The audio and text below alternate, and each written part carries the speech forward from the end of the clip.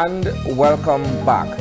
Our first conversation this morning, we have been joined in studio by Mayor Bernard Wagner, and he's accompanied by Mayor Wayne Messam from Miramar, Florida. Gentlemen, good morning. Good morning. Good So morning. we're discussing the importance of sister city relationships. In this case, we're looking at Belize City and Miramar. Why is it important for there to be this kind of collaborative approach in terms of addressing issues perhaps that are affecting both cities in this case? Yes. Well, again, thank you again, Isani, April, for having us here, and welcome, Wayne, Yes. and your team. I know our relationship with Miramar really spanned over a decade, and it has been in a sort of consummation, hibernating, getting everything together for when we signed that Sister City agreement last year in Miramar. It was an exciting time for all of us and my team, being able to finally have that MOU officially signed that we're a sister city. And from there, it was essentially about planting a seed of growth, of shared values, of community, of driving the sort of change we would want to see in our city. Miramar is similar to Belize City. It is a very close knit community. It shares some of the same values such as Belize City. I guess there are like 31 square miles. Belize City is 13 square miles. We have a very small population. Their population is about 134,000 when last I checked. But the sort of synergy that can be developed out of these sort of relationship, like I always tell the mayor, it's about knowledge sharing. When we visited last year, we were able to see what worked for them in disaster risk management, local economic development, culture, tourism. And so we build on it, and it's not a one-off type of affair. It's a relationship that grows just as a plant grows. How did this relationship get started? Because we tend to have these MOUs with sister city states, but what inspired this relationship apart from our many similarities? Well, in the city of Miramar, being a very international city, we have many diasporas in the city of Miramar, and Belizeans are very important in our community. So the city of Miramar, we really wanted to formalize our relationships with international cities who has expressed an interest. And since 2013, we had an original MOU, but it wasn't an official sister city relationship. So the city of Miramar, we established a sister city format with a scorecard, and because of the long relationship with Belize, the Belizean Chamber of Commerce, and that relationship was very mature, and Belize City scored very high, and with those shared values, Belize City actually became the city of Miramar's first official sister city. So we consummated that last year with Mayor Wagner and his great team and our economic development and housing department, and now we are here. And as the mayor said, we share so many values from disaster recovery and preparedness, from ensuring that our next generation are prepared for this economy as we see it today. There are so many ways that we can collaborate in so many fronts and so many sectors, and we're just really excited for the relationship. From the point of view of municipal governance and what have you, how do, in this case, Mayor Wagner, the residents of Belize City benefit from such a partnership? It benefits in multiple ways. The mere fact that we are able to learn from each other. Many times we look at relationships just for the tangible benefits, but not looking deeper in the sort of relationship, the intangible benefits. Take for instance, we have a youth shadow council that is a very integral part of Belize City framework of youth development.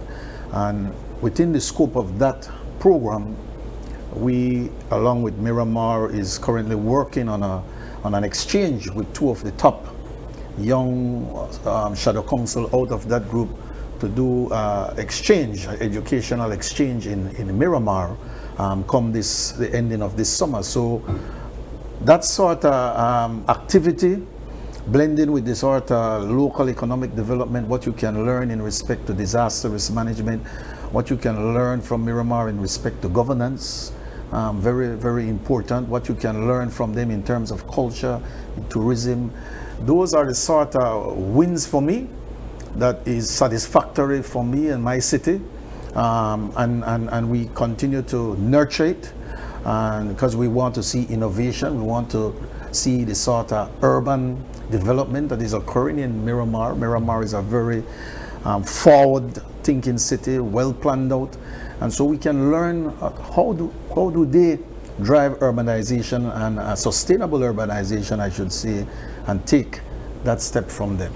If you can perhaps explain maybe some of the details of the MOU and how both cities are going to perhaps benefit in terms of education or commerce or industrialization. How can you? Great question. In the city of Miramar, we are very aggressive as it relates to economic development and trade and commerce opportunities.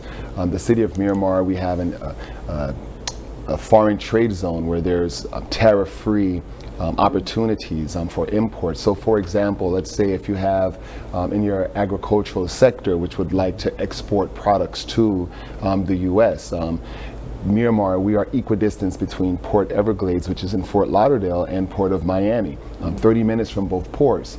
Our foreign trade zone, we have space where your farmers and your farm sector or your ag sector can assemble Belizean products right in our city and distribute them throughout the United States tariff-free, and that can be a great opportunity. So when Mayor Wagner and some of your private sector partners may travel to the city of Miramar, we can put them in touch with not only with warehouse spacing, but in touch with our U.S. Department of Commerce to be able to effectuate those type of relationships. So there's many ways, and how that benefits Belizeans is that there's export opportunities.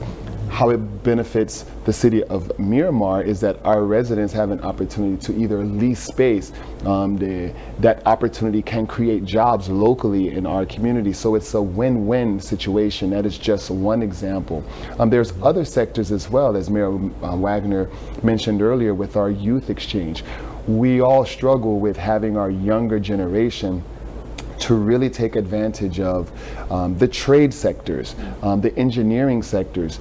These are very challenging sectors. They may not necessarily be the most attractive today with social media. They want everything quick and easy and fast, but to celebrate those young minds that are very gifted, to steer them to those areas. So as development and infrastructure is increasing here in Belizean City, as tourism increases in this region, even in our area where we need those skills and those assets to ensure that our city remains vibrant, remains competitive.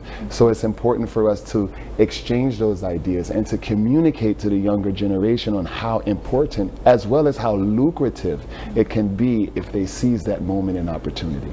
What has been the buy-in from the Belize Chamber of Commerce in terms of this partnership and how the business community can take full advantage of what's on the table here? They have been very integral. As a matter of fact, one of our sessions today is with the Belize Chamber of Commerce. When we were in Miramar, we were also hosted by the American Chamber of Commerce to see where we bring in entrepreneurs, we bring in business people to see in what area would work for them. And so that is an important part of our session here during the course of this week, to ensure that we connect and we put the people that will drive the sort of change we want together in a room and see what can come out of those sessions. I would like our viewers to get a full picture, right? Because I think when we think MOU, we think that there is going to be this tangible exchange. We're going to see finances flow, right? And so for the better understanding of our viewers, can you share some of the projects maybe that have already started to take place because of this memorandum of understanding? Like I mentioned earlier, the first step is the session that we will have this exchange with our students. We visited, when we were in Miramar, a technical institute and we were so amazed at the Technical Institute. Isani, you are looking at mechanical, electrical, engineering, chemical engineering, aviation. You know, Miramar is big on aviation, and those are some of the areas that are very scarce in Belize City, as you may know. We had the Belize Technical College, and we were just discussing that yesterday when that used to serve its purpose. Unfortunately, it could not continue, but we see the need for that sort of education to come back in Belize, where you are looking at engineers, you're looking at cabinet making.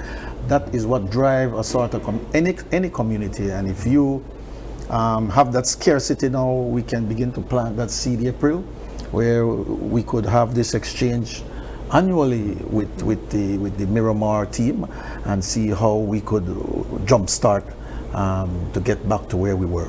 What I would add is that perhaps one of the most important and significant aspects of the MOU and the agreement is that when there is exchange, you're not alone. Right. You have points of contacts. You have individuals and entities that you can reach directly to get the information and the resources that are available. Can you imagine just going to another country and another city, starting from scratch with no relationship? The relationships are very important. You know, when you can call our economic development and housing department and say, listen, we want to be a part of your upcoming coffee and chocolate expo, so we can get our products over. In fact, the Belizean diaspora is at the heart of that very successful expo, where we have, you know, many countries, many brands that come over, and you have Belizeans at the heart of helping to organize that. So that's what the relationship is. So although there is not a direct, you know, financial exchange, because that's not really what the purpose is. It's about creating pathways to be able to engage in these areas for success. So we're really excited, and the relationships are what you make it. So we want to make sure, and coming from both mayorships, that the relationship is there. We have resources available to exchange information, because our goal is to ensure that our Miramarians are successful and Belizeans are successful when they choose to engage with each other. What is your, Mayor Wagner, what is your key or primary takeaway, having gone through this entire process, in terms of the consummation and where we are now? Something that you can implement in your administration. Every day I implement what I see, Isani, in different jurisdiction that I visit. Like just last week, this wind down that we had was something I saw abroad. And I'm telling the mayor yesterday, I was very impressed with his First Friday event that he hosted just last week, right? Yes, yeah. In Miramar, where he brought in many of the young entrepreneurs, and they had like a sort of space where it's a different setting. It's not a formal setting, but they would come up and they would have discussions with the mayor, the young entrepreneurs, what makes their business thrive, how the city could help them more, what they expect from the city. And I believe that sort of coming together, where the mayor is able to sit with young entrepreneurs in a space where they could talk freely about what is driving them and what are some of the challenges they face. I love that show. I might even copy your show here. But speak about the show, Mayor. Yeah. But that's what it's really about, you know. On the first Fridays, we call it Network and Chill. So we understand the importance of the next generation of business leaders and job creators and producers to have the resources to be successful. So what we do is we bring in prominent entrepreneurs and successful entrepreneurs, and I have like a fireside conversation to talk about their journey, their expresses, their failures, their successes, so that the young entrepreneurs can see that they're not alone, because they see the success, but they don't know the journey that individual had to go through. And it's in a very relaxed environment with DJ, music, light bites, and a very, very welcoming environment. So it's a series. And something else we talked about was that no matter where you are, if you're in the United States or if you're here in Belize, it's really about the constituents, the families. We all have mothers, fathers, sons, daughters. We want the best for our families, and wellness and physical fitness. We talked about, just from government setting the example that we should live healthy and healthy lives, and there's just so many easy things to do for the community to come together and do yoga or Zumba or go for a walk, or things that are kind of organized in our public spaces to kind of bring that sense of community, and those are the types of exchanges that really build community. So so it's a great conversation, and we look forward to maturing the relationship. I think one of the cooler things about Belize City that it sets apart from all of the other municipalities in the country is that it does have that urban culture where people do come together for these sorts of conversations and expressions. But I wanted to take the conversation in a different direction, as you spoke about disaster risk reduction as part of one of your themes. You both know Belize is a low-lying country. We're underwater, and I would imagine that the same goes for Miramar. What are some of the projects, discussions that have been going on between these two sister cities that could help us to manage the disasters a little bit better? We have, of course, our hurricanes and our floodings here in Belize City. I imagine you also have the same in Miramar. What have those discussions been like? Well, one of the things in the city of Miramar, we are often visited by cities from around the Caribbean region. For example, we've hosted not only just Belize City, but Kingston. And with disasters, the best way to recover from disasters is how you prepare.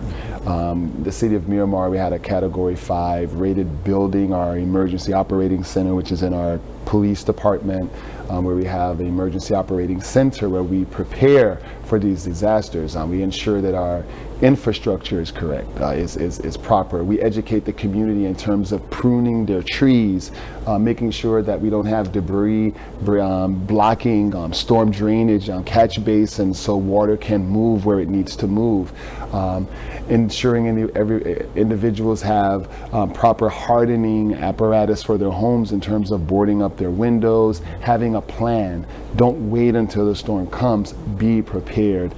So it's those type of things, and we have protocols. So when we have, for example, if the emergency response teams from Belize City comes to visit Miramar, we have kits and how we can exchange that information, and vice versa. We have solutions, you all have solutions on what works and best practices, and we're able to merge those resources together so that we can prepare to protect our communities. Mayor Wessam, how long are you going to be here, and what's your itinerary like in terms of being able to meet with various members of our society? Well, we have a great lineup coming up, and the mayor can speak more specific on towards the itinerary, but I can tell you what, I woke up this morning a little bit before 5. I'm an athlete, I run. It was so refreshing to see, Belizeans riding their bicycles and walking along the city, as I did 3 quick miles before this interview. So I've already met many of your constituents just casually. Just well, no, running, man, so. my son is an ex-NFL player. He used to play in college. Yes. He was a star in college, and he's always telling me he runs so many miles, and I'm saying I can't run the miles, but maybe he's a good basketball player, right? So but certainly the itinerary for the team here is about meeting the Belize Chamber of Commerce, meeting Beltrade, meeting the Minister of Culture, which, because those are some of the areas: tourism, culture, local economic development. How do we begin to merge these two relationships? We have some visit to some of the cultural areas, Altunha. I believe they visit UB as well for the students' interaction. We also have a trip to the Keys. We have a cultural night for them as well tomorrow night. So it's a really full-fledged. We'll visit some of the key development areas that we have going on in the city. We want to show them our e-mobility or the pumping station and that sort of, to see what we are doing in respect to climate resilience and ensuring that we are prepared for any sort of disaster that would come from hurricanes. So we share the same challenges. That is the key, that the two cities share the same qualities, they share the same challenges as well. And so we're looking forward to really nurturing this relationship and having it work for all our residents, both residents of Mayor Messam, what's your initial observation having arrived in Belize City?